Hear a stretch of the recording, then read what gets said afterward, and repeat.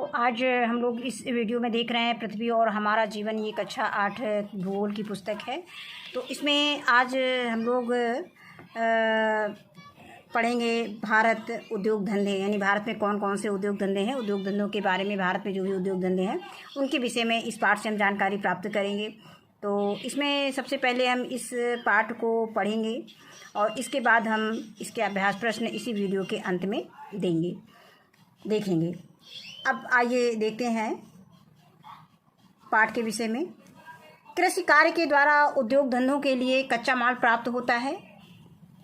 कृषि से प्राप्त कच्चे माल का उपयोग उद्योग धंधों में विभिन्न उत्पादों को तैयार करने हेतु किया जाता है।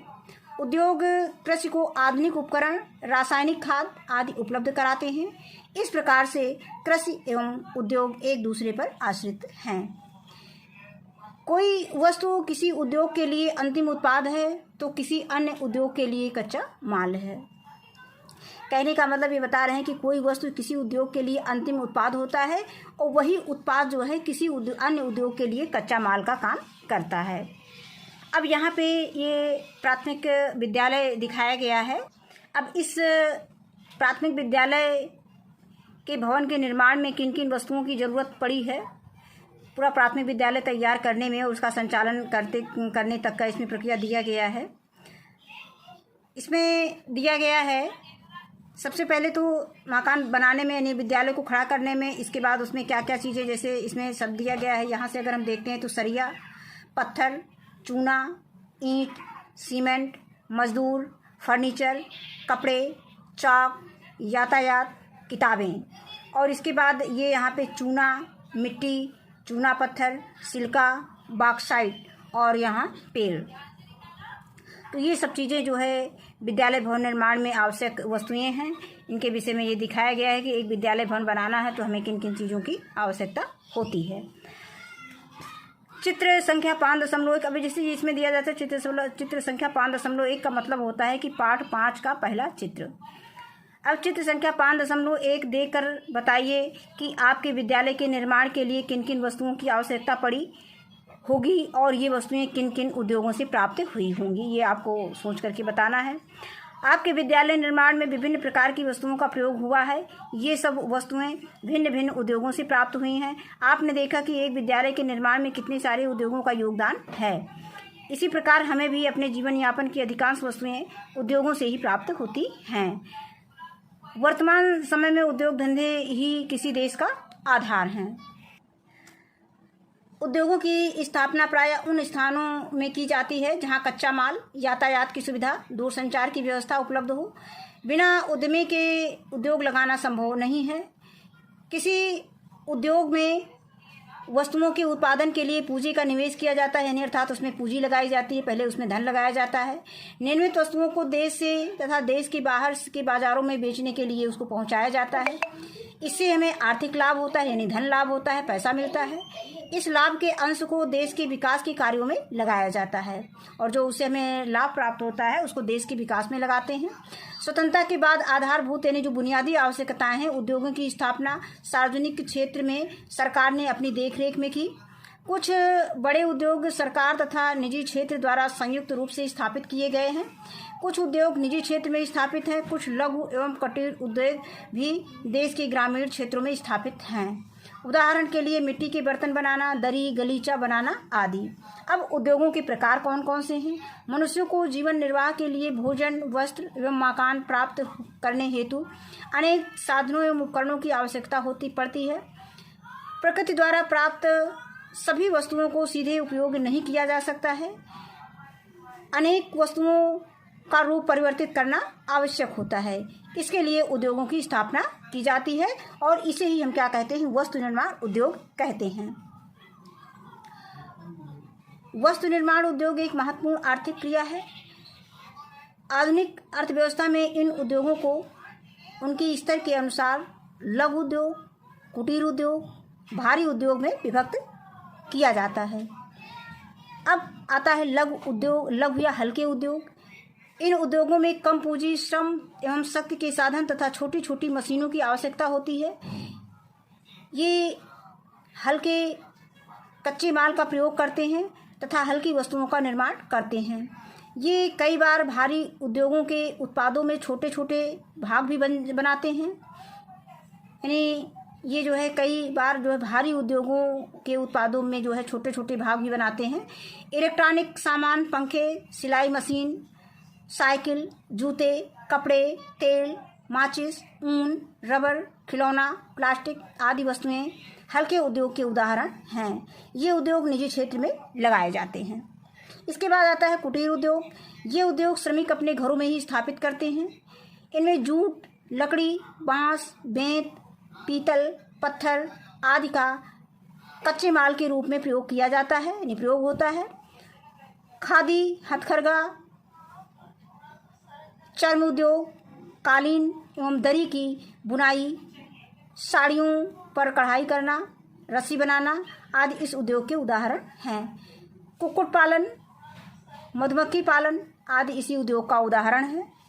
ये उद्योग ग्रामीण क्षेत्रों में स्थापित होते हैं और ग्रामीण लोगों की आवश्यकताओं को पूरा करते हैं। ये स्थानीय कच्चा माल, श्रम तथा मशीनों का प्रयोग करते हैं। तिलहनों से तेल निकालना, गेहूं पीसना तथा छोटे छोटे कृषि उपकरण बनाना, रेशम के कीड़े पालना आदि ग्रामीण उद्योगों के उदाहरण हैं। अब आता है कि अपनी अभ्यास पुस्तिका में परिवेश में पाए जाने वाले कुछ कुटीर उद्योग और उनमें प्रयोग होने वाले कच्चे माल को अपनी तालिका में लिखिए। तो जैसे इसमें मिट्टी का घड़ा दिखाया गया है, मिट्टी का घड़ा दोमट मिट्टी से मिलता है। इसी तरह से आपके गांव के आसपास कौन कौन से कुटीर उद्योग चलते हैं उनके नाम लिखना है और वो उसमें कौन सा कच्चा माल का उपयोग होता है उसको लिखना है। अब इसके बाद रेशम उद्योग की प्रक्रिया, इसकी विशेषताएं क्या हैं।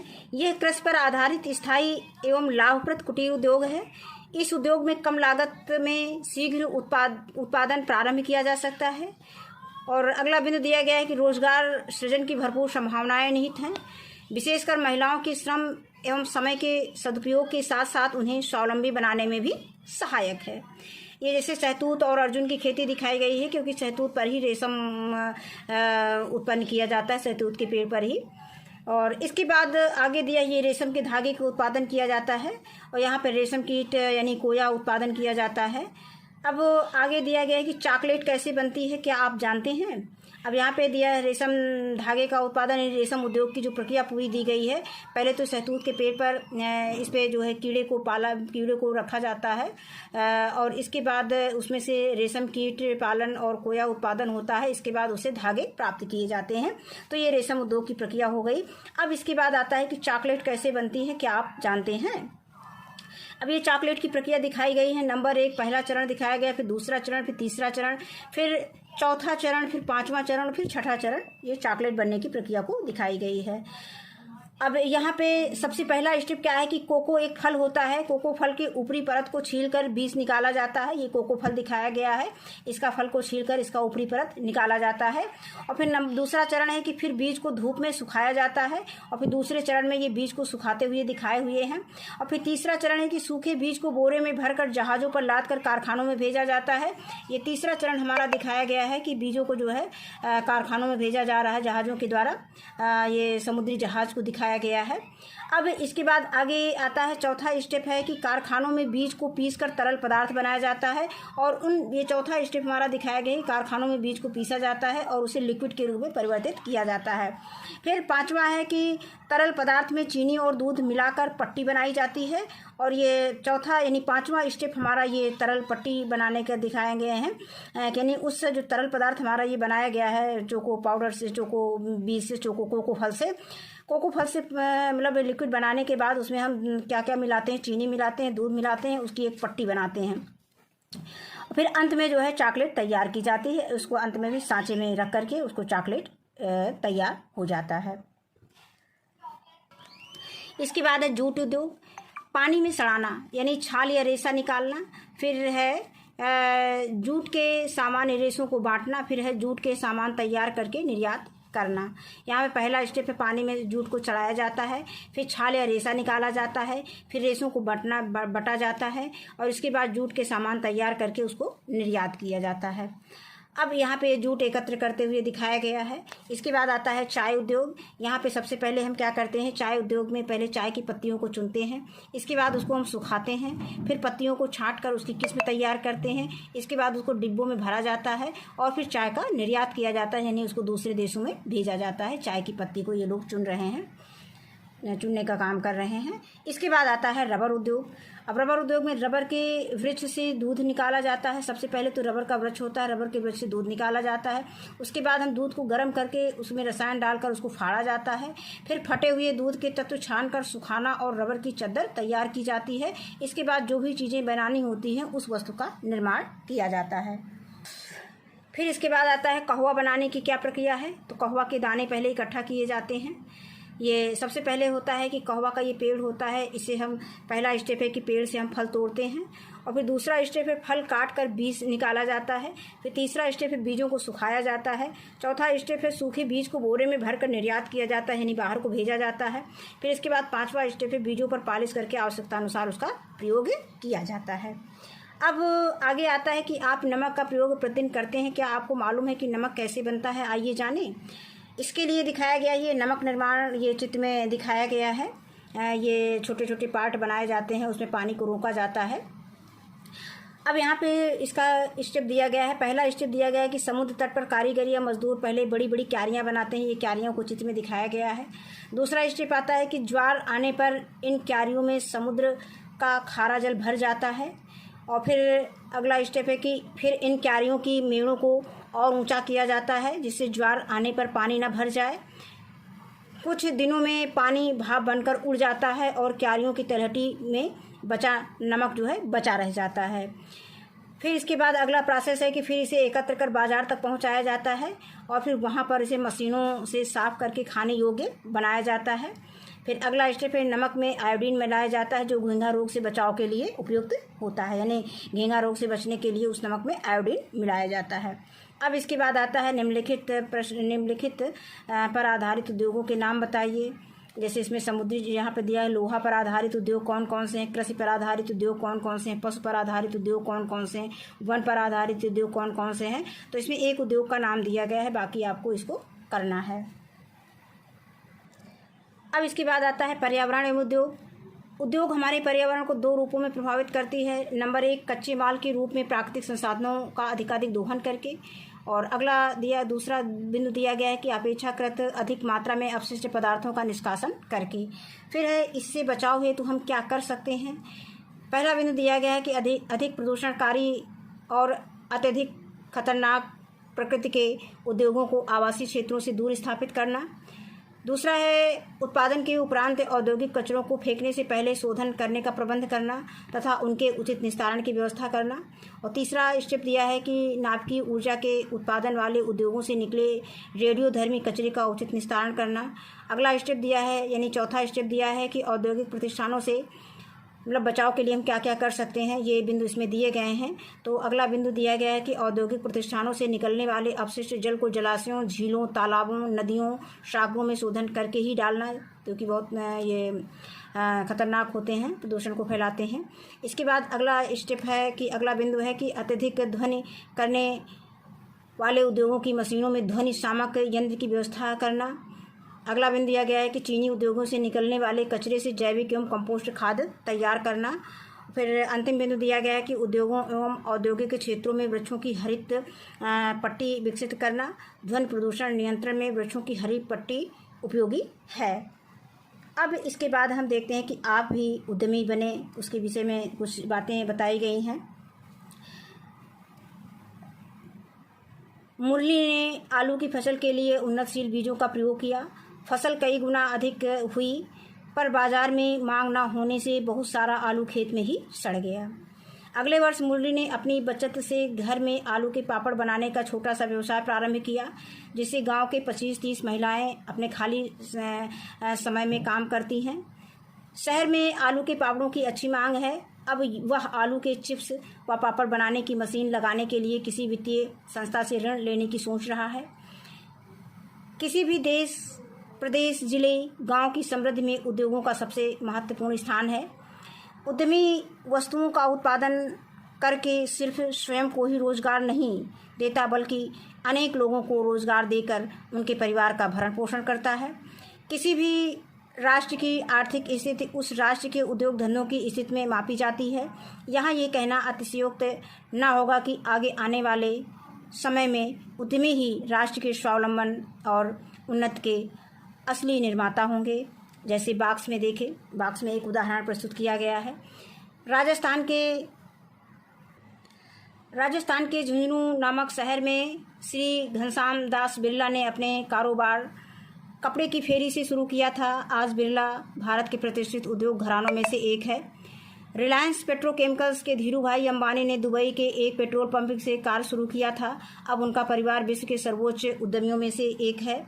अजीम प्रेम जी ने अपना कार्य अपने चाचा के गैराज से शुरू किया था। आज अजीम प्रेम जी विश्व के सर्वाधिक धनी व्यक्तियों में 50वें स्थान पर हैं तथा विश्व में कंप्यूटर उद्योग में अग्रणी हैं। किसी भी उद्योग धंधे की शुरुआत छोटी से छोटी हो सकती है और सफलता के लिए चाहिए इच्छा, लगन, अवसर को पहचानने, जोखिम उठाने की क्षमता और एक सपना। यदि आपने निश्चय कर लिया कि हमें एक उद्यमी बनना है तो आपके दिमाग में कुछ ऐसे सवाल उठेंगे। नंबर 1, मुझे कौन सा व्यवसाय रोजगार शुरू करना है। दूसरा, आसपास के लोगों को किस प्रकार की आवश्यकताएं हैं जिसे अभी कोई पूरा नहीं कर पा रहा है। ये हम कोई भी रोजगार जब शुरू करने से पहले हम क्या क्या हमें सोचना पड़ेगा, क्या क्या जानना पड़ेगा, क्या किसके किसके बारे में हमें मनन करना पड़ेगा, तो उसके विषय में दिया गया है। और फिर अगला तीसरा दिया है कि उनके लिए किस प्रकार की सेवाएं और सुविधाएं उपलब्ध कराई जा सकती हैं।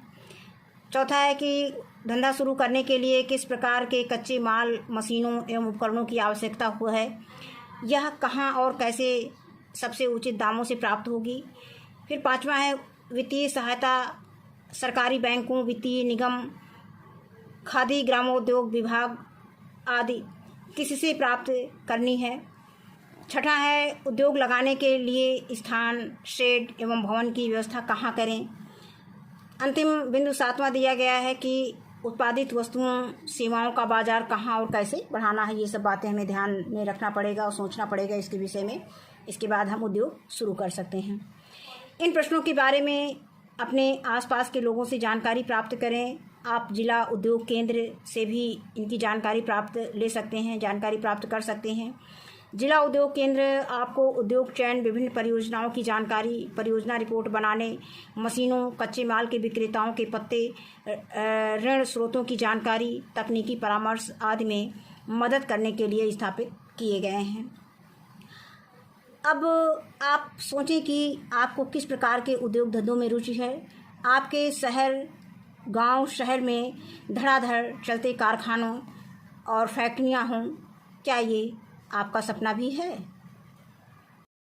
भारी उद्योग के बारे में बात किया गया है। यानी बृहद या भारी उद्योग बड़े पैमाने पर स्थापित किए जाते हैं जिनके लिए अधिक पूंजी, कच्चा माल, श्रम शक्ति, भूमि, मशीन एवं शक्ति के साधनों की आवश्यकता होती है। कहने का मतलब कि जितने बड़े उद्योग स्थापित करने होते हैं उतनी ही ज़्यादा हमें पूंजी की आवश्यकता होती है, कच्चे माल की आवश्यकता होती है, श्रम शक्ति उतनी ज़्यादा नहीं, मजदूरों को काम करना पड़ता है और भूमि की ज़रूरत होती है, मशीन और शक्ति के साधनों की आवश्यकता होती है तथा अधिक मात्रा में वस्तुओं का उत्पादन करते हैं। और भारी पैमाने पर अगर उद्योग धंधे होंगे, बड़े पैमाने पर उद्योग होंगे तो उसमें उत्पादन भी अधिक मात्रा में, जो जिस वस्तु के लिए हम उद्योग स्थापित करेंगे उस वस्तु का उत्पादन अधिक होगा।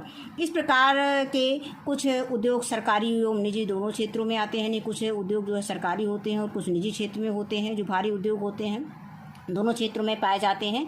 इन उद्योगों में लोहा इस्पात बताया गया है कि भारी उद्योग कौन कौन से इन उद्योगों में शामिल हैं। तो कहने का मतलब लोहा इस्पात, सीमेंट, दवाएं, रासायनिक खादें, वस्त्र उद्योग, चीनी, बड़ी बड़ी मशीनें, वायुयान, जलयान, मोटर गाड़ी, रेल के इंजन व डिब्बे, वस्त्र, तेल शोधक, परमाणु ऊर्जा का उत्पादन आदि प्रमुख हैं। अब इसके बाद आगे बात करेंगे भारत के कुछ प्रमुख उद्योगों के। तो इसमें सबसे पहला उद्योग आता है लौह इस्पात उद्योग। यह भारत का एक आधारभूत उद्योग है क्योंकि अन्य सभी हल्के, मध्यम और भारी उद्योग इनसे बनी मशीनरी पर निर्भर करते हैं। भारत में टाटा आयरन एवं स्टील कंपनी ये कहाँ पर है? जमशेदपुर में है। और ये सब कंपटीशन में पूछे जाते हैं कि टाटा आयरन एवं स्टील कंपनी कहाँ पर है, जमशेदपुर में है, वो कहाँ पर स्थित है, भारत में किस राज्य किस देश में स्थित है, भारत में स्थित है। झारखंड आयरन एवं स्टील कंपनी, ये इसको बोलेंगे शार्ट में, ये पश्चिम बंगाल में है। विश्वेश्वरैया आयरन एवं स्टील कंपनी, ये विस्को में है, कर्नाटक में है। विस्को इसको शार्ट में बोलेंगे और ये कर्नाटक में है। निजी क्षेत्र के तथा छत्तीसगढ़ में भिलाई और पश्चिम बंगाल में दुर्गापुर और उड़ीसा में राउरकेला, झारखंड में बोकारो और आंध्र प्रदेश विशाखापट्टनम और तमिलनाडु में सलेम लोहा इस्पात बनाने के सार्वजनिक सरकारी क्षेत्र के कारखाने हैं। अब आगे आता है लौह अयस्क से लौह इस्पात बनाना। लौह अयस्क को ऊंचे तापमान पर पहले बताया गया है कि लौह अयस्क से लौह इस्पात कैसे बनाया जाता है। तो इसके लिए क्या करते हैं कि लौह अयस्क को ऊंचे तापमान पर गलाया जाता है और धातु गलकर अलग हो जाती है, जिसे सांचे में ढाल लिया जाता है, जिसमें क्या क्या होता है, कार्बन, क्रोमियम और निकल उसमें अलग से मिलाया जाता है, जिससे जंग न लगने वाला इस्पात बन जाता है। फिर इसके आगे आता है जमशेदपुर। टाटा आयरन एवं स्टील कंपनी झारखंड राज्य के जमशेदपुर नगर में स्थित है।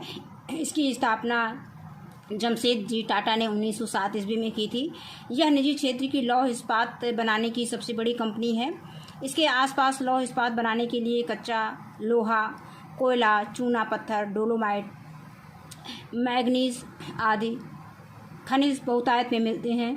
यहाँ के इस्पात से मोटर गाड़ी उद्योग का अधिक विकास हुआ है, जैसे ट्रक है, कार है, वैन आदि। अब आगे आता है डेट्राइट। डेट्राइट किस लिए प्रसिद्ध है? मोटर वाहन उद्योग लोहा इस्पात उद्योग से जुड़ा हुआ है। डेट्राइट किसी के लिए प्रसिद्ध है, ये पूछा जाता है, तो ये मोटर वाहन उद्योग के लिए और लोहा इस्पात उद्योग के से जुड़ा हुआ है, इसका संबंध इससे है। संयुक्त राज्य अमेरिका के ह्यूरन और इरी झील के मध्य डेट्राइट नगर स्थित है। अगर पूछा जाए कि डेट्राइट नगर कहाँ स्थित है, तो ये संयुक्त राज्य अमेरिका के ह्यूरन तथा इरी झील है, उसी के बीच में ये डेट्राइट नगर स्थित है। यह नगर मोटर गाड़ी उद्योग के लिए विश्वविख्यात है, क्योंकि यहाँ संयुक्त राज्य अमेरिका की 3 प्रमुख मोटर निर्माण के कारखाने स्थापित हैं। अब आगे नंबर 1 को कौन कौन से कारखाने हैं? नंबर 1 जनरल मोटर कॉरपोरेशन और नंबर 2 है फोर्ड मोटर कंपनी और नंबर 3 है डैमलर क्रिसलर एजी। अब है मोटर गाड़ी बनाने के लिए कच्चा माल इस्पात यानी पिट्सबर्ग नगर के लौह इस्पात कारखानों से प्राप्त होता है। पिट्सबर्ग एक स्थान है और ये बताया गया है कि पिट्सबर्ग जो है विश्व के प्रमुख लौह इस्पात उत्पादन केंद्रों में से एक है। अब आगे आता है सूती वस्त्र उद्योग। तो भारत के गुजरात, महाराष्ट्र, मध्य प्रदेश, उत्तर प्रदेश, तमिलनाडु, कर्नाटक व पंजाब राज्यों में सूती वस्त्र उद्योग स्थित है। इसके बाद आता है अहमदाबाद। अहमदाबाद सूती वस्त्र उद्योग के लिए प्रसिद्ध है, यानी पूछा जाए कि अहमदाबाद किसके लिए प्रसिद्ध है, तो सूती वस्त्र उद्योग के लिए प्रसिद्ध है। इसके आसपास कपास उत्पादक क्षेत्र होने से सूती वस्त्र उद्योग का अत्यधिक विकास हुआ है। अहमदाबाद में सूती वस्त्र निर्माण की लगभग 50 मिलें स्थापित हैं। यह देश का दूसरा बड़ा सूती वस्त्र उद्योग है, इसीलिए इसे भारत का मैनचेस्टर भी कहा जाता है। यानी अगर पूछा जाए कि भारत का मैनचेस्टर क्या है, तो अहमदाबाद है। और इसके बाद आता है ओसाका। ओसाका जापान देश के ओसाका नगर में हमारे देश के अहमदाबाद की तरह सूती वस्त्र उद्योग का अत्यधिक विकास हुआ है। इसे जापान का मैनचेस्टर कहते हैं। जबकि जापान में कपास का उत्पादन नगण्य है। इसके लिए जापान को विश्व के अन्य देशों से कपास आयात करना पड़ता है, ओसाका में यानी मंगाना पड़ता है। ओसाका में सूती वस्त्र उद्योग के विकास के निम्नलिखित कारण हैं। आइए देखते हैं कौन कौन से कारण हैं। तो पहला दिया गया है कि समुद्र तट पर स्थित होने के कारण बड़े बड़े जहाज़ों द्वारा कच्चे माल को बाहर से मंगाने तथा तैयार माल को बाहर भेजने की सुविधा है। और नंबर दूसरा दिया गया है कि यहाँ के पत्तनों पर बड़े बड़े जहाज़ों पर सामान लादने और उतारने का कार्य मशीनों द्वारा होता है। आगे दिया गया है कि उच्च कोटि की तकनीक तथा श्रमिक सुविधा सुलभ है। वस्त्र उद्योग के लिए उपयुक्त नम जलवायु मिलती है। इसके बाद आता है सूचना प्रौद्योगिकी उद्योग। फिर है नंबर 3 सूचना प्रौद्योगिकी उद्योग। भारत में बेंगलुरु, हैदराबाद, पुणे, चेन्नई, नोएडा आदि शहरों में इस उद्योग की स्थापना की गई है। फिर है सिलिकॉन घाटी। सिलिकॉन घाटी संयुक्त राज्य अमेरिका के कैलिफोर्निया में स्थित है। ये पूछा जाता है सिलिकॉन घाटी कहाँ स्थित है, तो ये सिलिकॉन घाटी जो संयुक्त राज्य अमेरिका के कैलिफोर्निया में स्थित है। यह सैन फ्रांसिस्को तथा सैन जोस नगरों के मध्य फैली हुई एक पट्टी है जो लगभग 50 किलोमीटर लंबी तथा 20 किलोमीटर चौड़ी है। संयुक्त राज्य अमेरिका में सूचना प्रौद्योगिकी का यह एक प्रमुख केंद्र है। आरंभ में यहाँ पर भारी संख्या में सिलिकॉन के एकीकृत परिपथ यानी जो उसको हम अंग्रेजी में इंटीग्रेटेड सर्किट्स चिप बनाने वाली कंपनियों के स्थित होने के कारण इसे नाम से जाना के कारण इसे यह नाम मिला है। सिलिकॉन घाटी में संयुक्त राज्य अमेरिका की सूचना प्रौद्योगिकी से जुड़ी बड़ी बड़ी कई हजार कंपनियाँ स्थित हैं। इनमें एप्पल, इंटेल, ह्यूटेल, पैकर्ड, HP आदि प्रमुख हैं। इसके बाद आता है बेंगलुरु। कर्नाटक की राजधानी बेंगलुरु को भारत की सिलिकॉन घाटी भी कहा जाता है। भारत में प्रक्रिया सामग्री सॉफ्टवेयर की सबसे अधिक कंपनियां बेंगलुरु में ही हैं। इनमें इन्फोसिस तथा विप्रो टेक्नोलॉजीज कंपनियां महत्वपूर्ण हैं। विश्व भर में भारत के सॉफ्टवेयर विशेषज्ञों की बड़ी प्रतिष्ठा और मांग है। यहाँ संचार उपकरण, मशीनी उपकरण, वायुयान, बिजली की मोटर, मुद्रण सामग्री, जूता और घड़ियाँ आदि बनाने वाले अन्य बड़े बड़े उद्योग भी हैं। और इसके बाद आता है नंबर 4 मशीन यंत्र उद्योग, जिसको हम बोलते हैं हिंदुस्तान मशीन टूल्स। इसमें इसका शॉर्ट फॉर्म HMT होता है। अब मशीन यंत्र उद्योग कौन कौन से हैं, इसमें दिया गया है कि हिंदुस्तान मशीन टूल्स, इसको HMT बोलते हैं। इसके HMT का फुल फॉर्म क्या होता है, हिंदुस्तान मशीन टूल्स होता है। हिंदुस्तान मशीन टूल्स के केंद्र बंगलौर, इसका केंद्र कौन सा है, बंगलौर है। हैदराबाद, पिंजौर हरियाणा, काला मासेरी केरल, अजमेर राजस्थान, श्रीनगर जम्मू और कश्मीर में हैं। इनमें घड़ियां हैं, ग्राइंडिंग मशीन है, ड्रिलर, ट्रैक्टर आदि बनाए जाते हैं। रांची के निकट हैवी इंजीनियरिंग कॉरपोरेशन में भारी मशीन बनाने का कारखाना है। नंबर 5 आता है रासायनिक उर्वरक। रासायनिक कारखाने Sindri Indian farmers fertiliser corporation IFFCO यानी फर्टिलाइजर्स कॉरपोरेशन इफ़को, इसका फुल फॉर्म क्या है, Indian farmers fertilisers corporation IFFCO, Uttar Pradesh, Gujarat, Tamil Nadu, Punjab, Maharashtra में है। आगे आता है चीनी उद्योग कहाँ कहाँ पर है। ये उत्तर प्रदेश, बिहार, पंजाब, हरियाणा, महाराष्ट्र, कर्नाटक, आंध्र प्रदेश, केरल राज्यों में चीनी उद्योग स्थापित है। इसके बाद है मोटर गाड़ियाँ कहाँ कहाँ बनती हैं। ये कोलकाता है, मुंबई, चेन्नई, जमशेदपुर और गुड़गांव में स्थापित हैं इनके कारखाने। बिजली की भारी मशीनें कहाँ कहाँ बनती हैं, तो इनके कारखाने जो हैं भोपाल, रानीपुर, हरिद्वार के निकट है रानीपुर, मुंबई, कोलकाता, चेन्नई, बेंगलुरु और मैसूर व हैदराबाद में स्थित हैं। आगे आता है वायुयान उद्योग। नंबर 9 पे आता है वायुयान उद्योग। बेंगलुरु, कानपुर, लखनऊ, नासिक महाराष्ट्र में है, कोरापुट उड़ीसा में है। इसके बाद 10वां है रेलगाड़ी के इंजन कहाँ कहाँ बनाए जाते हैं, तो ये चितरंजन पश्चिमी बंगाल में है। ये बहुत बड़े कंपटीशन में पूछा जाता है प्रतियोगी परीक्षाओं में। वाराणसी उत्तर प्रदेश में बनते हैं तथा श्री पेरुम्बटूर तमिलनाडु तथा कपूरथला पंजाब में रेल के डिब्बे बनते हैं। और रायबरेली में भी बनाए जाते हैं रेल के इंजन और रेल के डिब्बे। आगे आता है नंबर 11 विद्युत उपकरण। मशीन चलाने के लिए बिजली के सामान के उद्योग भोपाल, हरिद्वार, मुंबई, कोलकाता, चेन्नई व बेंगलुरु में हैं। अब आगे है दूरसंचार। नंबर 12 दूरसंचार के साधन के रूप में टेलीफोन उद्योग बेंगलुरु, इलाहाबाद व रायबरेली में है और रायबरेली में रेल कोच फैक्ट्री भी है। और नंबर 13 है तेल शोधन। डिगबोई, न्यूनमती, गुवाहाटी, ट्राम्बे, विशाखापट्टनम, बरौनी बिहार, कोयली, अंकलेश्वर गुजरात, चेन्नई, मथुरा, मुंबई हाई में है। तेल शोधन शालाओं में कच्चे तेल को शुद्ध करके डीजल, पेट्रोल, कैरोसिन आदि प्राप्त किया जाता है। इसके बाद आता है सीमेंट उद्योग। उत्तर प्रदेश, मध्य प्रदेश, झारखंड, छत्तीसगढ़, तमिलनाडु, गुजरात, राजस्थान, आंध्र प्रदेश में है। इसके बाद आता है सीमेंट बनाने की प्रक्रिया कौन कौन सी है, कैसी है। सीमेंट निर्माण का मुख्य कच्चा माल चूना पत्थर है, यानी सीमेंट किससे बनता है? चूना पत्थर से बनता है। चूना पत्थर परतदार वर्ग की चट्टान है। चूना पत्थर के अलावा सिलिका और बॉक्साइट आदि की आवश्यकता सीमेंट बनाने में होती है, यानी चूना पत्थर के अलावा और क्या क्या उसमें मिला होता है? सिलिका और बॉक्साइट मिलाया जाता है। इन पदार्थों को उच्च ताप की भट्टी में जलाकर सीमेंट प्राप्त किया जाता है। जलाने पर चूने से मैग्नीशियम कार्बोनेट, लौह अयस्क, गंधक जैसे अवांछित पदार्थ या तो नष्ट हो जाते हैं या सिर्फ आवश्यक मात्रा में ही रह जाते हैं। अब आगे बात करेंगे उद्योगों का बदलता परिदृश्य। समाज में विकास के बदलते परिदृश्य को निम्नलिखित उद्योगों को बहुत बढ़ावा मिला है। इन उद्योगों की स्थापना से आर्थिक लाभ के साथ साथ लोगों को रोजगार के अवसर भी सुलभ हुए हैं।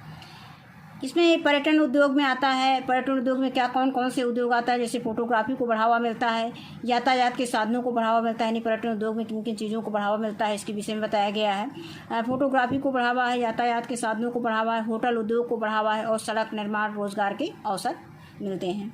इसके बाद है कंप्यूटर सॉफ्टवेयर उद्योग। इसमें कंप्यूटर है, दूरदर्शन है, रेडियो सरकारी तंत्र में और इंटरनेट है। इसके बाद आता है उद्योगों की सफलता। उद्योगों की सफलता किसी देश में कच्चा माल तथा वहाँ की बुनियादी सुविधाएं, यातायात, संचार माध्यमों की व्यवस्था तथा बाजार की उपलब्धता पर निर्भर है, किंतु उद्यमियों तथा श्रमिकों से भी उद्योगों के उत्पाद प्रभावित होते हैं। अधिक मात्रा में गुणवत्तापूर्ण उत्पाद प्राप्त करने के लिए आवश्यक है कि नंबर 1 उच्च एवं आधुनिक तकनीकी का विकास हो, और नंबर 2 कुशल श्रमिक हों, और नंबर 3 है श्रमिक तथा अन्य लोग शिक्षित व अनुशासित हों। कहने का मतलब उद्योगों की सफलता कब हो सकती है? जिसमें जब इनमें इन सब चीज़ों की गुणवत्तापूर्ण हो, यानी कि उच्च एवं आधुनिक तकनीकी का उसमें विकास हो, कुशल श्रमिक हों, जो श्रमिक काम कर रहे हैं वो भी कुशल हों, और जो श्रमिक तथा अन्य लोग जो हैं वो अनुशासित हों और शिक्षित हों, तभी उद्योगों को सफलता यानी भारी मात्रा में कोई चीज़ उत्पादन की जा सकती है। विकसित देश तथा विकासशील देश में अंतर बताया गया है। विकसित देश और विकासशील देश। भारत की अपेक्षा जापान में कच्चा माल कम उपलब्ध है। वहाँ भारत की अपेक्षा श्रमिक भी जो कम उपलब्ध हैं, लेकिन जापान में कुशल व शिक्षित श्रमिक तथा उच्च एवं आधुनिक तकनीकी के कारण भारी मात्रा में उच्च स्तर की वस्तुओं का उत्पादन होता है। जापान में बड़े बड़े उद्योग स्थापित हैं। इलेक्ट्रॉनिक्स की वस्तुओं के उत्पादन में जो जापान अग्रणी देशों में है। कहने का मतलब कि जापान में बड़े बड़े उद्योग स्थापित हैं। इनका कहने का मतलब कि है भारत की अपेक्षा जो है जापान में श्रमिकों की संख्या कम है, लेकिन वहाँ जो श्रमिक हैं वो शिक्षित हैं और आधुनिक तकनीकी से लैस हैं, इसलिए वहाँ पे जो है कम श्रमिकों की सहायता से भारी मात्रा में वस्तुओं का उत्पादन किया जाता है। तो वही इसमें बताया गया है कि जापान में बड़े बड़े उद्योग स्थापित हैं। इलेक्ट्रॉनिक्स की वस्तुओं के उत्पादन में तो भारत क्या है, अग्रणी देशों में है। औद्योगिक देश होने के कारण जापान एक विकसित देश है। जिन देश में अधिक मात्रा में उच्च कोटि के उद्योग स्थापित हैं, उच्च शिक्षा, जीवन जीने की उच्च स्तर एवं उच्च स्वास्थ्य सुविधाएं आदि हैं, वे सभी विकसित देश हैं। जिन देशों में उद्योग धंधे, बेहतर स्वास्थ्य व शिक्षा का पर्याप्त विकास नहीं हो सका है और वे देश इसके लिए प्रयासरत हैं, विकासशील देश कहलाते हैं। यह विकसित और विकासशील देशों में अंतर बताया गया है। अपना देश भारत विकासशील देश की श्रेणी में आता है। फिर आगे है कि आधुनिक अर्थव्यवस्था में वस्तु निर्माण उद्योगों का सबसे अधिक महत्व है। आज औद्योगिक अर्थव्यवस्था वाले देशों में संसार का धन एकत्रित होता चला जा रहा है, जिसके बल पर वे अपने आप को विकसित देश कहलाने की परिपाटी बना चुके हैं। विश्व के सभी देश अपने पौरुष और ज्ञान के आधार पर औद्योगिक विकास के लिए प्रयत्नशील हैं। बहुत सारे देशों में औद्योगिक विकास के लिए कच्चा माल तथा और शक्ति के साधन उपलब्ध हैं, लेकिन प्रौद्योगिकी व पूंजी के अभाव के कारण विकसित देशों की बराबरी नहीं कर पा रहे हैं। अब आगे है कि भारत में औद्योगिकीकरण बढ़ रहा है, लेकिन जैसे जैसे औद्योगिकीकरण बढ़ रहा है वैसे वैसे पर्यावरण प्रदूषण भी बढ़ता जा रहा है। अतः सरकार ने कई रासायनिक उद्योगों को लगाने के पहले प्रदूषण प्रमाण पत्र लेना आवश्यक कर दिया है। अब इसके बाद हम इसके अभ्यास प्रश्न देखेंगे।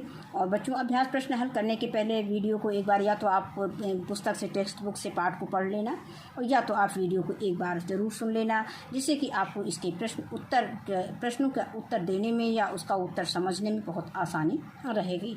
तो अब हम आते हैं इसके अभ्यास प्रश्न पर।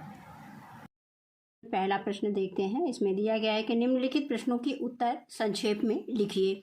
तो इसमें पहला प्रश्न का दिया गया है कि भारी एवं लघु उद्योगों में क्या अंतर है। तो इसको टेक्स्ट बुक से देख लेते हैं। हम अपनी कॉपी पे उत्तर डालेंगे, उत्तर लिखेंगे और फिर हेडिंग लिखेंगे भारी उद्योग यहाँ पे, और इसके बाद यहाँ से लिखेंगे उत्तर, लिखेंगे उत्तर के बाद हेडिंग डालेंगे। यहाँ पे हम उत्तर लिख लेंगे, उत्तर, और उत्तर के बाद हेडिंग डाल देंगे भारी उद्योग। इसके बाद यहाँ से लिखेंगे वृहद, या भारी को हम क्या कहते हैं, वृहद भी कहते हैं। वृहद या भारी उद्योग बड़े पैमाने पर स्थापित किए जाते हैं, जिनके लिए अधिक पूंजी, कच्चा माल, श्रम शक्ति, भूमि, मशीन एवं शक्ति के साधनों की आवश्यकता होती है तथा अधिक मात्रा में वस्तुओं का उत्पादन होता है। फिर हम आगे ये सब छोड़ देंगे, फिर लिखेंगे कि जैसे लोहा, इस्पात, सीमेंट, दवाएं, रासायनिक खादें, वस्त्र उद्योग, चीनी, बड़ी बड़ी मशीनें, वायुयान, जलयान, मोटर गाड़ी, रेल के इंजन व डिब्बे, वस्त्र, तेल शोधन, परमाणु ऊर्जा का उत्पादन आदि प्रमुख है। हम ये सारे उदाहरण नोट कर लेंगे और इसको बार बार रीडिंग करते चलेंगे, और जो हमको एग्जाम में याद रहेगा हम 4-5 वो दे देंगे। इसके बाद आदि लगा देंगे। इसके बाद हम आते हैं, इसका लघु उद्योग के बारे में पूछा गया है। अब हम देखेंगे लघु उद्योग, इसको हम हल्के उद्योग भी कहते हैं। तो हेडिंग डालेंगे लघु उद्योग। इन उद्योगों में कम पूंजी, श्रम एवं शक्ति के साधन तथा छोटी छोटी मशीनों की आवश्यकता होती है। ये हल्के कच्चे माल का प्रयोग करते हैं तथा हल्की वस्तुओं का निर्माण करते हैं। जैसे यहाँ पे लिख देंगे इलेक्ट्रॉनिक सामान, पंखे, सिलाई मशीन, साइकिल, जूते, कपड़े, तेल, माचिस, ऊन, रबर, खिलौना, प्लास्टिक आदि वस्तुएं हल्के उद्योग के उदाहरण हैं। बस यहीं तक हमको इसका उत्तर लिख देना है। इसके बाद आगे अगला प्रश्न देखते हैं। इसमें प्रसंख्या खा दिया गया है पहले का। कृषि पर आधारित 4 उद्योगों के नाम लिखिए। तो कृषि पर आधारित 4 उद्योग निम्नलिखित है। नंबर 1 सूती वस्त्र उद्योग, नंबर 2 चीनी उद्योग, नंबर 3 रेशम उद्योग। अभी हम कहेंगे कृषि पर आधारित कैसे हैं। जैसे सूती वस्त्र उद्योग, तो इसमें कपास की खेती होती है। कपास से फिर ऊन बनाए जाते हैं, रेशे बनाए जाते हैं, धागे बनाए जाते हैं और उनसे भी सूती वस्त्र तैयार किए जाते हैं। उसी तरह से चीनी उद्योग है, इसमें कृषि आधारित है, क्योंकि सबसे पहले किसान जो है गन्ना का उत्पादन करता है, यानी गन्ना जो है खेती से संबंधित है, गन्ना का उत्पादन होता है, तभी चीनी उद्योग चलते हैं। उसी तरह से रेशम उद्योग भी है।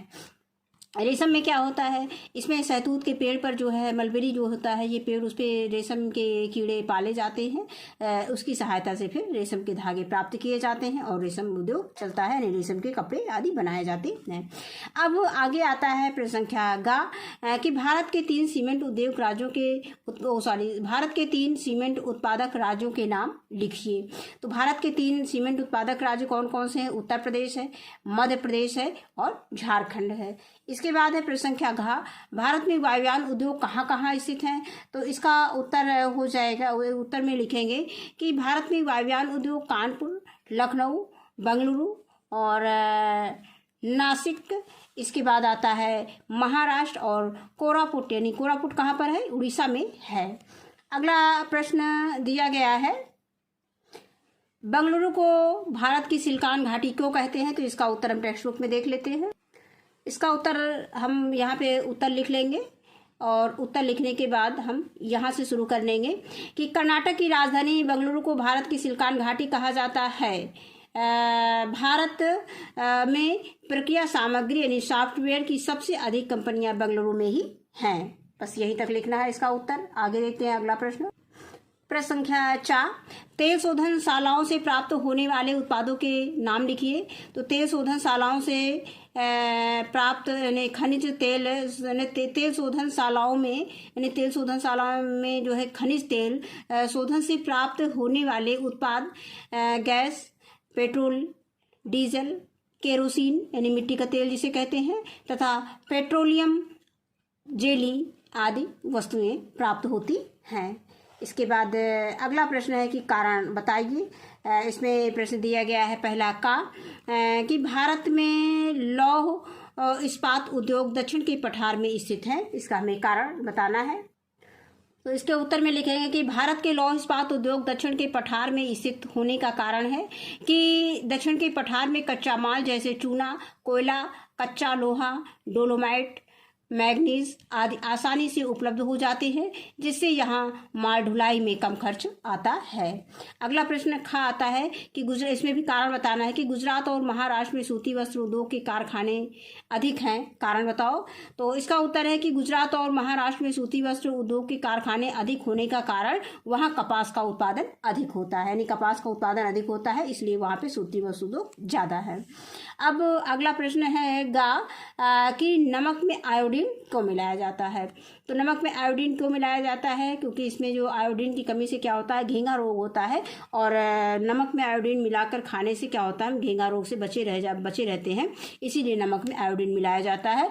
तो इसका उत्तर हम लिखेंगे कि नमक में आयोडीन मिलाए जाने का कारण आयोडीन घेंघा रोग से बचाव के लिए उपयुक्त होता है। अब अगला प्रश्न दिया गया है कि जापान विकसित देश है, इसका कारण बताना है। तो उत्तर में लिखेंगे कि जापान विकसित देश होने का कारण जापान एक औद्योगिक देश है, वहाँ बड़े बड़े उद्योग स्थापित हैं, वहाँ कुशल व शिक्षित श्रमिक, इसके अलावा उच्च व आधुनिक तकनीकी के कारण भारी मात्रा में उच्च गुणवत्ता वाली वस्तुओं का उत्पादन होता है, इसलिए जो है जापान विकसित देश है। अब अगला है प्रश्न संख्या 3, रिक्त स्थानों की पूर्ति कीजिए। तो इसमें पहला दिया गया है कि रेल के डिब्बे ... में बनाए जाते हैं। तो इसमें ब्रैकेट में कुछ ऑप्शन दिए हैं, जैसे चितरंजन में बनाए जाते हैं, कपूरथला में बनाए जाते हैं, वाराणसी में बनाए जाते हैं। तो इसमें उत्तर हो जाएगा कपूरथला में बनाए जाते हैं, तो कपूरथला यहाँ पे हम लिख देंगे। अब आगे आता है सीमेंट के लिए ... कच्चा माल है। तो तांबा, लौह अयस्क, चूना, पत्थर। तो सीमेंट के लिए क्या है, चूना पत्थर, यानी सीमेंट के लिए कच्चा माल क्या है, चूना पत्थर जो है सीमेंट के लिए कच्चा माल है, तो यहाँ पे लिख देंगे कच्चा माल। आगे आता है रांची में ... बनाने का कारखाना है। तो क्या बनाने का कारखाना है, भारी मशीन बनाने का कारखाना रांची में है, तो यहाँ पे लिख देंगे भारी मशीन। आगे आता है कहवा ... से प्राप्त किया जाता है, जड़, फल और तना, फल, जड़। तो ये किससे प्राप्त किया जाता है, कहवा जो है फल है, यानी ये फल से प्राप्त किया जाता है, यहाँ पे लिख देंगे फल। अब इसके बाद अगला प्रश्न दिया गया प्रश्न संख्या 4 कि सही जोड़े बनाइए। तो जमशेदपुर किस लिए प्रसिद्ध है, जमशेदपुर लौह इस्पात के लिए प्रसिद्ध है, तो जमशेदपुर को जो है लौह इस्पात से मिला देंगे। इसके बाद आता है अहमदाबाद सूती वस्त्र उद्योग के लिए प्रसिद्ध है, तो यहाँ पे अहमदाबाद वस्त्र उद्योग के लिए प्रसिद्ध, तो इसको वस्त्र उद्योग मिला देंगे।